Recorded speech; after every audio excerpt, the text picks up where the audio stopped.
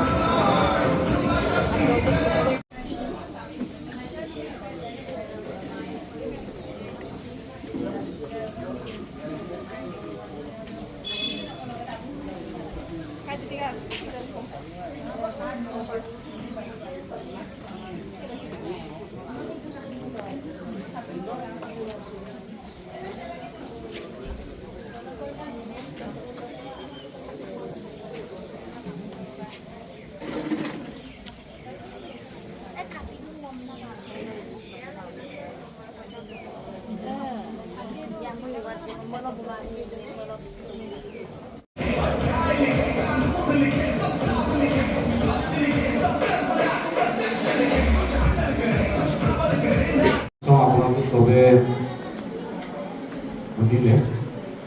এতিয়া আমি পিছৰ কাৰ্যসূচীলৈ যাব খুজিছোঁ।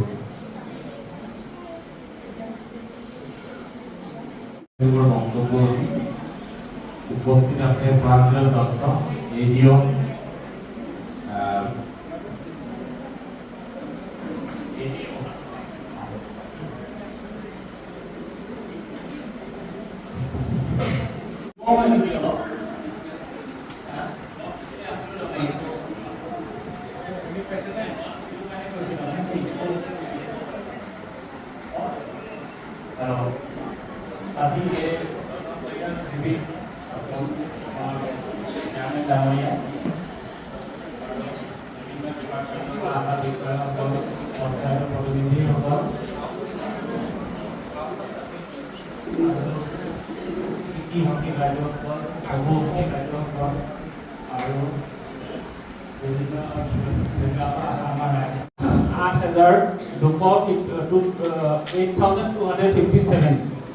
এইটো আমাৰ এতিয়া লাষ্ট ইনষ্টলমেণ্ট যোনটো 22 ইনষ্টলমেণ্টটো পাইছিলে তেওঁলোকৰ হ'ল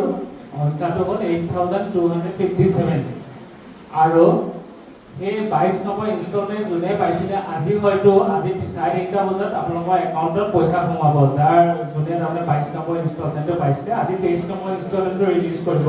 PM মোদী ডাঙৰীয়াই আৰু আমাৰ টাৰ্গেট এতিয়া বহুতো PM কিষাণৰ বিসংগতি হৈছিলে বহুতে আপোনাৰ দুবাৰ পালে বা তিনিবাৰ পালে মাজতে আকৌ বস্তুটো বহুত নোহোৱা হৈ গ'ল PM কিষাণৰ তেনেকুৱা বহুত বিসংগতি দিব তাৰমানে চবকে এটা প্ৰফাইল দিব চাপ'জ এজন এডিঅ'ক এটা ID দিলে আইডিটো তেওঁ প্ৰথমতে ফাৰ্মাৰজনৰ পিছত আপোনালোকে সেইটো প্ৰফাইলখিনি আগতে হাৰ্ড কপি হেৰি হয় তাৰমানে বস্তুটো ফাইলটো মুভমেণ্ট হয় এতিয়া হ'ল চব কপি চব যিমান হয় অনলাইন হ'ব প্ৰথমতে CSC চেণ্টাৰত গ'ল আপোনালোকে অনলাইন এপ্লাই কৰিলে যোনে যোনে পোৱা নাই দেই মই সেইখিনি তেওঁলোকৰ কথা কৈছোঁ প্ৰথম এপ্লাই কৰিলে এপ্লাই কৰাৰ পিছত তেওঁলোকে এপ্ৰুভ কৰিলে আপোনাক খানাপাৰা গুৱাহাটীলৈ গুচি যাব গুৱাহাটীৰ পৰা আকৌ এপ্ৰুভ কৰিলে দিল্লীলৈ গুচি যাব সেনেকৈ এটা চেইন চিষ্টেমত হ'ল সেইটো তাৰমানে আগতে তাৰমানে বহুত তাৰমানে এনেই ইয়াতে আপোনাৰ চব বস্তু এপ্ৰুভ হৈ গৈছে এতিয়া তাৰমানে এটা চিষ্টেমত এটা ফ্ল' চাৰ্টত টাইপৰ হ'ল তাৰমানে এটা লেভেলত অকল এক্টিভ হ'লে নহ'ব তাৰমানে চবতে আপোনাৰ বস্তুটো পাছ হ'ব লাগিব এতিয়া মোৰ প্ৰথমে আপোনালোকৰ PM কিষাণ যোনে যোনে নতুনকৈ এপ্লাই কৰিব বিচাৰিছে তেওঁলোকে প্ৰথমতে ফাৰ্মাৰ ID থাকিব লাগিব এতিয়া ফাৰ্মাৰ ID থকাটো কম্পালচৰি কৰি দিছে গভৰ্ণমেণ্টে ফাৰ্মাৰ ID থাকিব হ'লে প্ৰথমতে ফাৰ্মাৰ ID এপ্লাই কৰিব হ'লে আপোনালোকৰ প্ৰথমে আজিৰ জনকল্যাণ শিবিৰ সভাখনৰ সভাপতি মহোদয় বিভিন্ন বিভাগৰ পৰা অহা আমাৰ প্ৰতিনিধিসকল ইয়াতে উপস্থিত থকা পঞ্চায়তী ৰাজ সদস্যসকল আমাৰ উপস্থিত সকলোৱে জানে আমাৰ অংগনবাড়ীবোৰ চলি আছে প্ৰি স্কুল এটা স্কিম চলি আছে প্ৰি স্কুলৰ ওপৰত সকলোৱে জানে কিন্তু এতিয়া মই প্ৰধানকৈ আপোনালোকক ইয়াতে এটা এৱাৰ্ড টাইপৰ কৰিব বিচাৰোঁ আমাৰ PMMUI-ৰ ওপৰত চলি আছে PMMUI-টো হৈছে প্ৰধানমন্ত্ৰী মাতৃ বন্দনা যোজনা তাতে আমাৰ গৰ্ভৱতী মাতৃসকলৰ যিটো আমাৰ পাবলগীয়া তেওঁলোকৰ সাহায্য অলপ যিটো সাহায্য অকণমানি এটা সাহায্য বিভেদ নাথাকে প্ৰথম বাচ্চাটো ল'ৰাও হ'লে হ'ব ছোৱালী হ'লেও হ'ব টোটেলি তেওঁ নিশ্চয়টো দুবাৰকৈ পায় 5,000 5,000কে দুবাৰ পায় প্ৰথম যেতিয়া ANC হ'ব তেওঁ গৰ্ভৱতী মাতৃসকলে আমাৰ ডেলিভাৰীলৈকে 4বাৰ চেকআপ কৰিব লাগে তাৰ ভিতৰত প্ৰথম চেকআপটো কৰিলে তেওঁ আমি 3,000টো পাব পৰাত আমি অলপ সুবিধা কৰি দিব পাৰোঁ। ভাৰত চৰকাৰে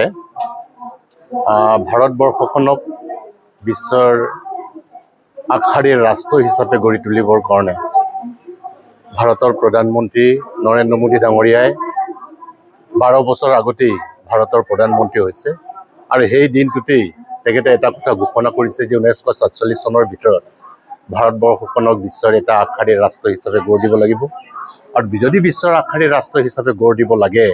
তেতিয়াহ'লে ভাৰতবৰ্ষৰ আন্তঃগাঁথনিৰ পৰা আৰম্ভ কৰি কিনে ইয়াত থকা প্ৰত্যেকটো জনসাধাৰণৰ জনকল্যাণমুখী কাম কাজবিলাক সম্পন্ন কৰিব লাগিব আৰু তাৰ কাৰণে ভাৰত চৰকাৰে প্ৰত্যেকটো ডিপাৰ্টমেণ্টক কিছু দায়িত্ব দিছে সেই দায়িত্ববিলাক সেই ডিপাৰ্টমেণ্টবিলাকক সুচাৰুৰূপে চলাই নিবৰ কাৰণে তেওঁলোকক দায়িত্ব দিছে আৰু তেওঁলোকেও এই ডিপাৰ্টমেণ্টবিলাক ধুনীয়াকৈ চলাই দিছে অৰ্থাৎ জনকল্যাণমূলক আঁচনি মানে কি আপোনালোকে ইতিমধ্যে গম পাইছে যে ভাৰতৰ কোনো এজন ব্যক্তি ভোকত থাকিব নালাগে কোনো এজন মানুহ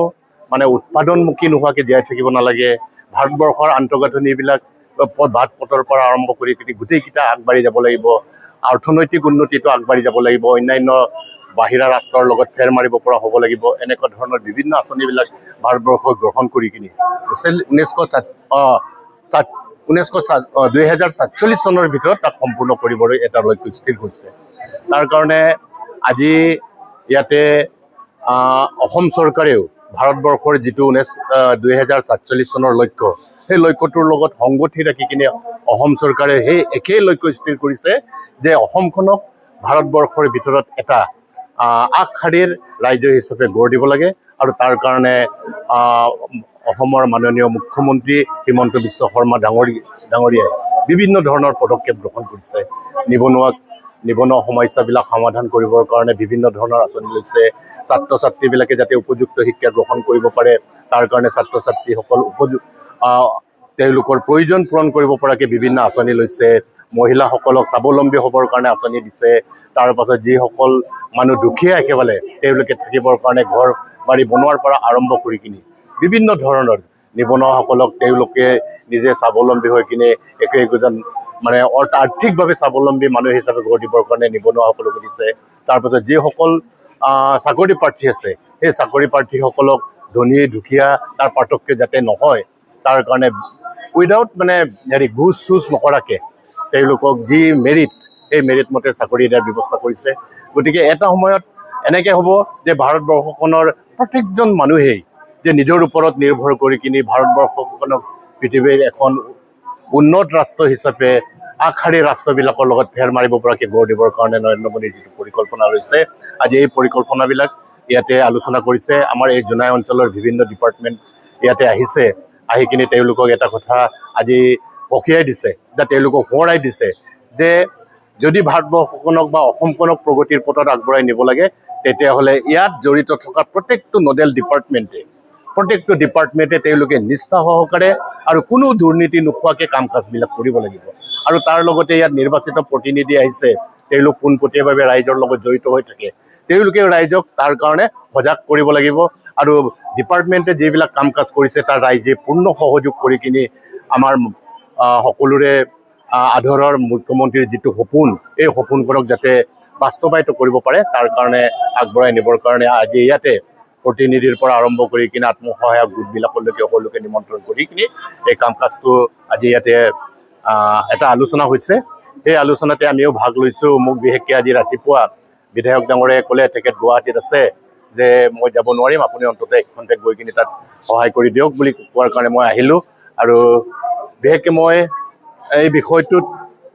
আজি হঠাতে আহি ক'বলগীয়া হোৱাৰ কাৰণে অলপ চবখিনি ক'ব পৰা নাই কিন্তু ইয়াত জড়িত থকা ডিপাৰ্টমেণ্টবিলাকে তেওঁলোকে কি কাম কাজ কৰিছে সেই কাম কাজবিলাক ৰাইজৰ ওচৰত অৱগত কৰিছে আৰু সেইমতে আমি পৰাপক্ষত সহায় সহযোগ কৰিবৰ কাৰণে প্ৰস্তুত আছোঁ। নৰেন্দ্ৰ মোদী ডাঙৰীয়াৰ কেন্দ্ৰ চৰকাৰৰ 12 বছৰীয়া বিশ্বাস, বিকাশ আৰু জনকল্যাণ এই মন্ত্ৰৰে 12 বছৰ তেখেতে অতিক্ৰম কৰিছে আৰু এই 12 বছৰীয়া ৰেকৰ্ড সংখ্যক সংকাৰে অতিক্ৰম কৰা উপলক্ষে আজি গোটেই ভাৰতবৰ্ষ আৰু অসমত জনকল্যাণমূলক আঁচনিৰ ওপৰত বিভিন্ন কাৰ্যসূচী দিয়া হৈছে। তাৰে অংশ হিচাপে আজি প্ৰত্যেকটো ব্লকত জনকল্যাণমূলক আঁচনিৰ ওপৰত এটা সজাগতা সভা দিয়াৰ এটা ব্যৱস্থা কৰিছে। এই ব্যৱস্থাটোত আজি আমি উপস্থিত আছোঁ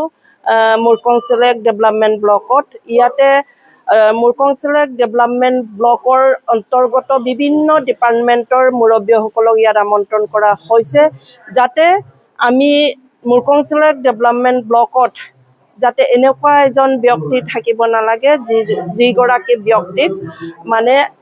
আঁচনিবিলাকে স্পৰ্শ নকৰাকৈ থাকে। আৰু এইকাৰণে মোদী ডাঙৰীয়াৰ এটা সপোন আছিলে যে সৰ্বব্যাপী আৰু সৰ্বস্পৰ্শী সকলো যাতে জনসাধাৰণক সকলো আঁচনিয়ে সৰ্বব্যাপী হ'ব লাগে আৰু সকলো জনসাধাৰণক স্পৰ্শ কৰিব লাগে।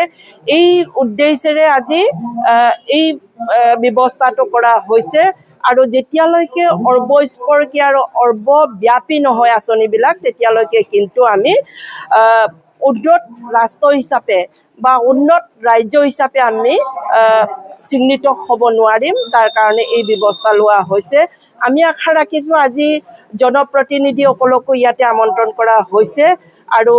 আমাৰ সমাজ সেৱকসকলকো আমন্ত্ৰণ কৰা হৈছে। এইসকলৰ দ্বাৰা যাতে আমি জোনাই অঞ্চলৰ য'ত আমাৰ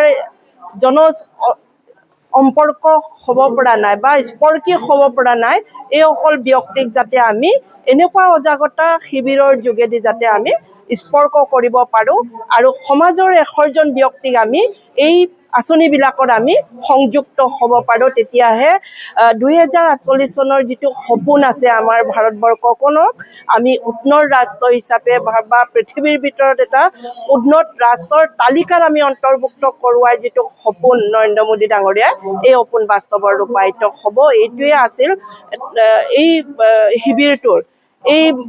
জনকল্যাণমূলক শিবিৰৰ প্ৰধান লক্ষ্য আৰু উদ্দেশ্য।